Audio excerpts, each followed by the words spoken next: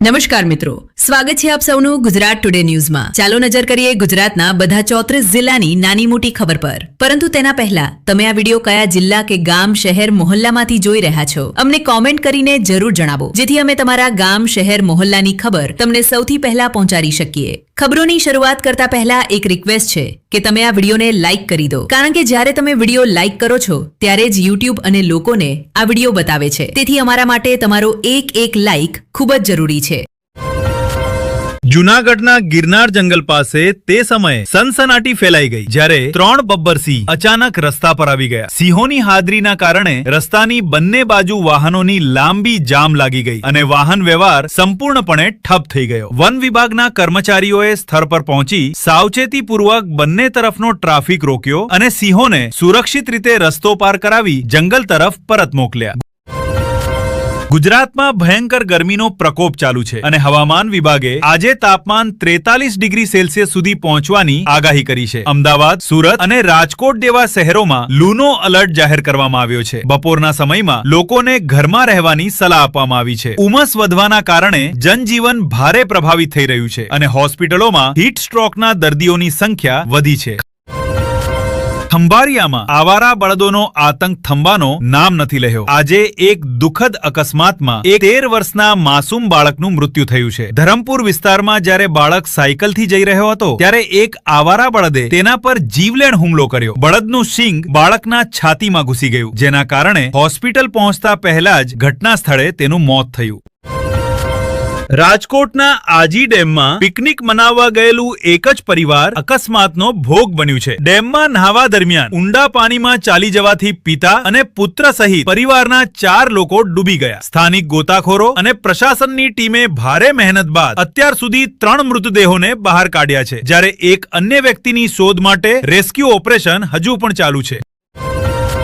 જૂનાગઢમાં એક ખાનગી બસ અનિયંત્રિત થઈ પલટી ખાઈ જતા મોટો માર્ગ અકસ્માત થયો છે। આ દુર્ઘટનામાં બસમાં સવાર 2 મહિલાઓનું ઘટના સ્થળે જ મૃત્યુ થયું છે, જ્યારે 15 અન્ય મુસાફરો ગંભીર રીતે ઘાયલ થયા છે। ઘાયલોને નજીકની સરકારી હોસ્પિટલમાં દાખલ કરવામાં આવ્યા છે। જણાવવામાં આવી રહ્યું છે કે બસ ચાલકે વળાંક પર નિયંત્રણ ગુમાવ્યું હતું, જેના કારણે આ દુઃખદ ઘટના બની।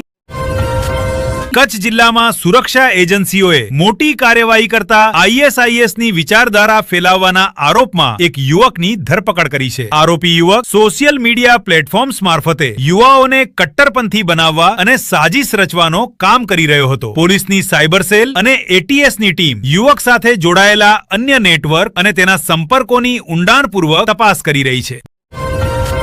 મહારાજા સયાજીરાવ યુનિવર્સિટી વડોદરાએ પોતાના અભ્યાસક્રમમાં મોટો ફેરફાર કર્યો છે। યુનિવર્સિટીએ નવા શૈક્ષણિક સત્રથી મોદી તત્વ અને આરએસએસના ઇતિહાસ પર આધારિત નવો કોર્સ શરૂ કરવાનો નિર્ણય કર્યો છે। પ્રશાસનનું કહેવું છે કે વિદ્યાર્થીઓને આધુનિક ભારતના નિર્માણમાં વિવિધ વિચારધારાઓ અને નેતૃત્વના યોગદાન વિશે વિસ્તૃત રીતે અભ્યાસ કરાવવાનો ઉદ્દેશ્ય છે।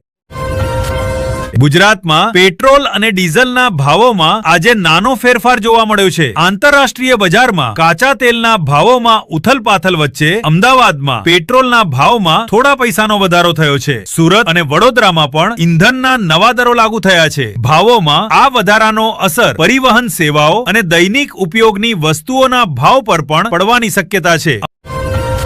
અમદાવાદમાં બાળકોની મોબાઈલ ફોનની લત છૂટાડવા માટે માતા પિતા હવે અનોખા અને કડક પગલા લઈ રહ્યા છે। ઘણા પરિવારોએ પોતાના ઘરમાં બાઉન્સર રાખ્યા છે, જેથી બાળકોને મોબાઈલથી દૂર રાખી શકાય અને તેમના સ્ક્રીન ટાઈમ પર નિયંત્રણ રાખી શકાય। મનોચિકિત્સકોનું માનવું છે કે આ સ્થિતિ બાળકોના માનસિક સ્વાસ્થ્ય માટે ચિંતાજનક છે અને ડિજિટલ ડીટોક્સના વિકલ્પો શોધવા જોઈએ। ગાંધીનગરના બહારના વિસ્તારમાં એક પ્રેમી જોડીએ જાડેથી લટકીને આત્મહત્યા કરી હોવાનો મામલો સામે આવ્યો છે। પોલીસ તપાસમાં જાણવા મળ્યું છે કે મૃતક મહિલા પહેલેથી જ પરિણીત હતી અને બંને વચ્ચે પ્રેમ સંબંધ ચાલી રહ્યો હતો। સામાજિક દબાણ અને પારિવારિક કલહના કારણે બંનેએ આ આત્મઘાતી પગલું ભર્યું। પોલીસે મૃતદેહોને પોસ્ટમોર્ટમ માટે મોકલી મામલાની તપાસ શરૂ કરી છે। મુખ્યમંત્રી ભૂપેન્દ્ર પટેલે ગુજરાત સ્થાપના દિવસના ઉપલક્ષ્યમાં આયોજિત કાર્યક્રમો દરમિયાન રાજ્યની જનતાને શુભેચ્છા પાઠવી. તેમણે જણાવ્યું કે ગુજરાત આજે સમગ્ર વિશ્વ માટે ગ્રોથ એન્જિન તરીકે ઉભરી રહ્યું છે. મુખ્યમંત્રીએ દાવો કર્યો કે રાજ્યની વિકાસ નીતિઓએ માત્ર ભારત જ નહીં પરંતુ સમગ્ર દુનિયાને વિકાસની નવી દિશા બતાવી છે અને ભવિષ્યમાં રોકાણના નવા અવસરો ઊભા કરશે. જામનગરના એક રહેણાંક વિસ્તારમાં અચાનક આગ લાગતા 3 દુકાનો બળીને ખાખ થઈ ગઈ. શોર્ટ સર્કિટને આગ લાગવાનું પ્રાથમિક કારણ માનવામાં આવી રહ્યું છે. ફાયર બ્રિગેડની 4 ગાડીઓએ 2 કલાકની મહેનત બાદ આગ પર કાબુ મેળવ્યો. આ ઘટનામાં લાખો રૂપિયાનું માલ બળી ખાખ થઈ ગયું છે. જો કે સદનસીબે કોઈ જાનહાનિની ખબર નથી. સુરતના કપડા બજારમાં વેપારીઓએ નવી જીએસટી નીતિઓના વિરોધમાં શાંતિપૂર્ણ પ્રદર્શન કર્યું. વેપારીઓનું કહેવું છે કે નિયમોમાં વારંવાર ફેરફાર થવાને કારણે નાના વેપારીઓને ભારે મુશ્કેલીઓનો સામનો કરવો પડી રહ્યો છે. તેમણે સરકાર પાસે પ્રક્રિયાઓ સરળ બનાવવાની અને ટેક્સ દરોમાં રાહત આપવાની માંગ કરી છે. પ્રદર્શનના કારણે બજારમાં થોડા કલાકો સુધી વ્યાપારિક પ્રવૃત્તિઓ ઠપ રહી. ભાવનગરમાં સ્થાનિક પોલીસે ગેરકાયદેસર દારૂની તસ્કરી સામે મોટી કાર્યવાહી કરતા એક ટ્રકમાંથી મોટી માત્રામાં વિદેશી દારૂ જપ્ત કર્યો છે. ગુપ્ત માહિતીના આધારે નાકાબંધી દરમિયાન પોલીસે ટ્રક રોકી તપાસ કરી. દારૂની પેટીઓ અનાજની બોરિયાની નીચે છુપાવી લઈ જવાઈ રહી હતી. પોલીસે 2 તસ્કરોને ઝડપી લઈ વાહન જપ્ત કરી લીધું છે.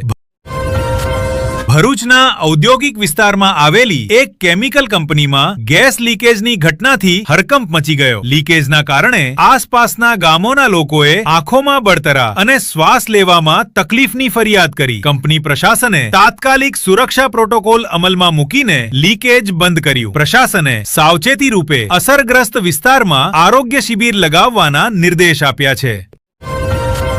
અમદાવાદ મહાનગરપાલિકાએ ચોમાસા પહેલા શહેરની પાણી નિકાસ વ્યવસ્થાને દુરસ્ત કરવા માટે વિશેષ અભિયાન શરૂ કર્યું છે. શહેરના નીચાણવાળા વિસ્તારોમાં પાણી ભરાવાની સમસ્યાથી નિકાલ મેળવવા માટે સ્ટોર્મ વોટર ડ્રેનેજની સફાઈ કરવામાં આવી રહી છે. અધિકારીઓનું કહેવું છે કે 15 જૂન સુધી તમામ મુખ્ય નાળાઓની સફાઈ પૂર્ણ કરી લેવામાં આવશે, જેથી વરસાદ દરમિયાન લોકોને મુશ્કેલી ન પડે.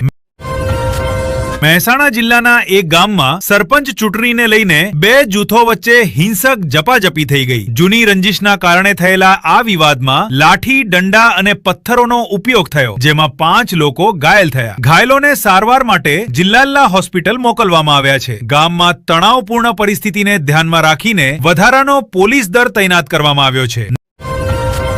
નર્મદા જિલ્લાના કેવડિયા ખાતે આવેલા સ્ટેચ્યુ ઓફ યુનિટી પર પર્યટકોની ભારે ભીડ ઉમટી રહી છે. ઉનાળાની રજાઓની શરૂઆત અને સપ્તાહાંત હોવાના કારણે આજે રેકોર્ડ સંખ્યામાં લોકો સરદાર પટેલની પ્રતિમા જોવા પહોંચ્યા. પર્યટન વિભાગે પર્યટકોની સુવિધા માટે વધારાની બસો અને ઓનલાઈન ટિકિટ કાઉન્ટરોની વ્યવસ્થા કરી છે, જેથી લોકોને લાંબી લાઈનમાં ઊભા રહેવું ન પડે.